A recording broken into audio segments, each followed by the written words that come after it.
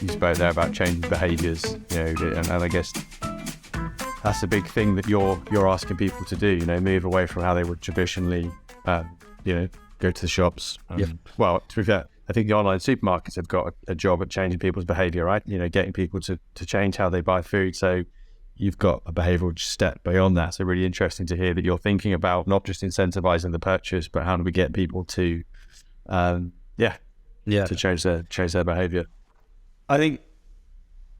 Sorry, go on, Arthur. No, you go. I was going to say, I think it's interesting that you're thinking about it as a behaviour change. In particular, like just the change to, a subscription to food box, right? But I did notice on your website, you have a stat that I think it was 2/3 about of your subscribers come from another food box or have tried other food boxes already. Is that something you actively target, or is that just a consequence of their people who have made the change already? It's a good question. There's also the other part of that question is that just a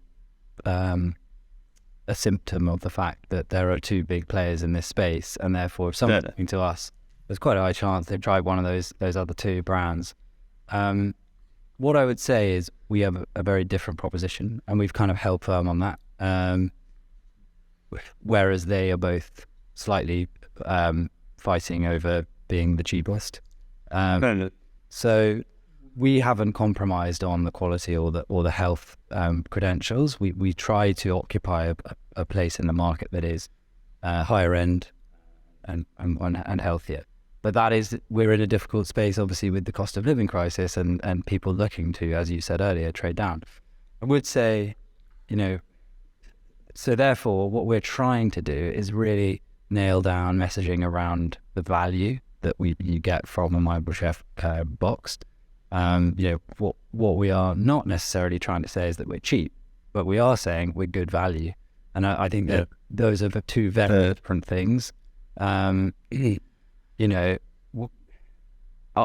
know as a customer it's good value because I've tried it and I've been subscribed and I've been getting a box every week for 9 months. But someone who's never tried us before, the challenge is to get that value, persuade them of the value, and without trying it, that's very difficult.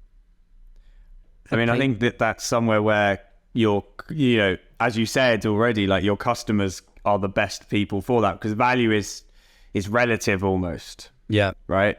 One person's idea of value is not someone else's. So if you can use your current customers to put that in a framing to their friends that is similar to the way that they think about value, then that's kind of a shortcut to having a very diverse set of messaging which explains the difference between value and cheap to the broad audience. Yeah, exactly. And we have our sort of messaging hierarchy of what we've tested and what we know does drive better conversion rates, for example, on site. And for us, it's health, convenience, and the provenance and quality of the ingredients are probably the top three. But things like sustainability and ethics are maybe less important from a DR perspective. But we know that those are really important to existing customers.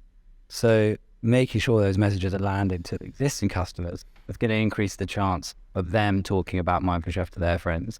So the messages that we are landing to our existing customers in order to promote conversations to their friends, it's very different to the messages we're landing to people landing on our site, for example, who are prospective customers.